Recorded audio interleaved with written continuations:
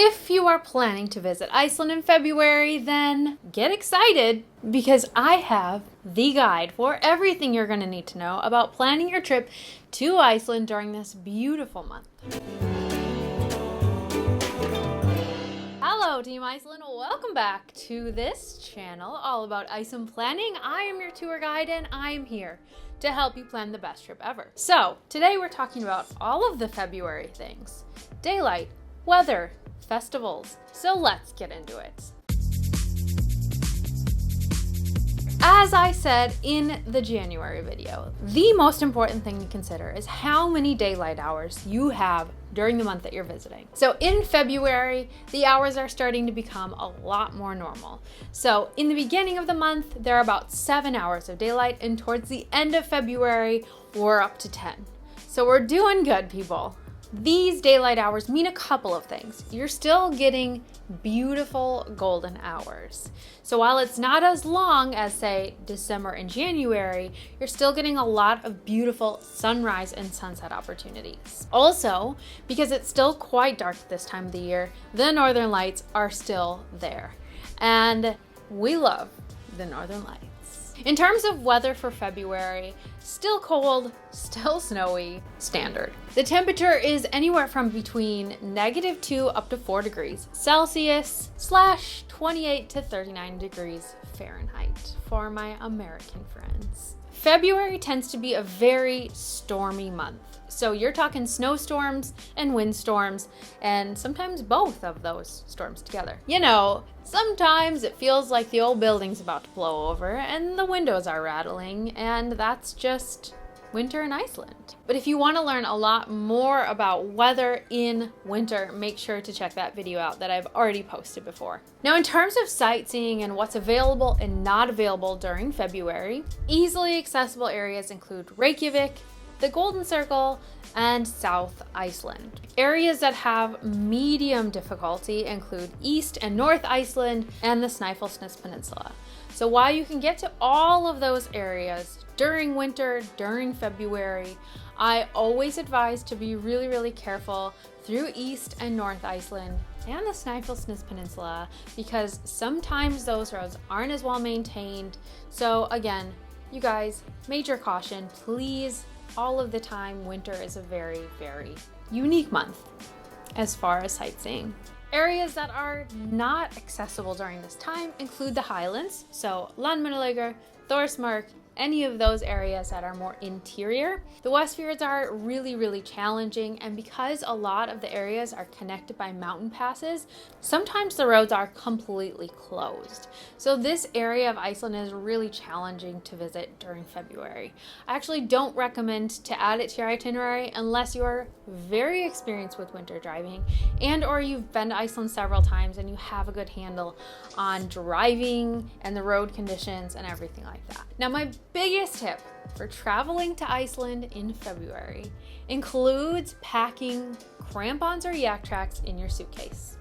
So crampons or yak tracks are just an item that goes around the bottom of your boot, and it just provides so much extra grip and protection when you're walking. I'm talking about walking through Reykjavik, walking into tourist attractions, walking around the waterfalls. You want these things to be protecting you. I promise. It will be the best investment that you will make for your trip. I've linked my favorite pair below, so make sure to check that out. And for all of the things that I recommend to pack for your February trip to Iceland, make sure to check out the video that I've made for winter packing as well. All right, so let's talk about driving in February in Iceland. February is the month a few years ago that I drove to the Snæfellsnes Peninsula by myself. And I was in a 2-wheel drive car, and I have driven many winter roads in Iceland. So I was like, hey, I'm gonna do this thing by myself, no big deal. And I got about halfway through, and as I was rounding the tip coming to the southern part of the peninsula, this was around 3 o'clock in the afternoon, and it was the scariest thing that I've ever experienced in my life. So the north was fine. I was having no problems in the north, but the south, the roads were so icy. And I'm not talking like a little slippery. I'm talking about like caked on ice, right? And then the wind came. And then my little car, which is why I always recommend 4-wheel drive, was literally like sliding with the wind on this layer of ice. And it was by far the scariest driving experience I've ever had in my life.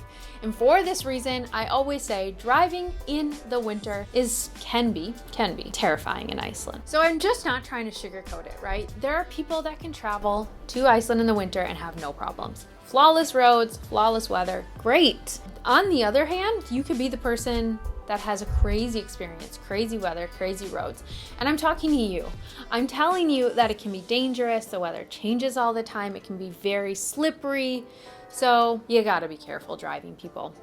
And I wouldn't overplan these long days with a lot of driving for that reason. And lastly, for driving, my biggest tip is to always rent a 4-wheel drive for February. It's so important, you guys. You don't want to get stuck. You just want to have a really reliable vehicle. And I don't think that the 2-wheel drive is the safest way to go. And always, always, always checking road.is before you even head out on your day to see the road conditions and if there are any road closures. Woo! All right, so last but not least are the festivals in February. And you guys, these are so unique. I'm so excited to share these with you. So the first thing that happens in the beginning of February is called Winter Lights Festival. Because of the dark, dark days of winter, Reykjavik puts on this big, beautiful festival for multiple days where they have lights all over the city. Hallgrímskirkja has a light show on it, Harpa is extra lit up, and just different areas around Reykjavik. Just so fun. So make sure to look out for that. Moving on to the fun, unique days. February 12th in Iceland is known as Cream Puff Day. I love it. No, seriously, Icelanders have a day dedicated to cream puffs. If you walk in any workplace, there will be multiple boxes of cream puffs laid out. And they have different toppings and fillings and flavors, and it's just so fun. I mean, that's the thing to do.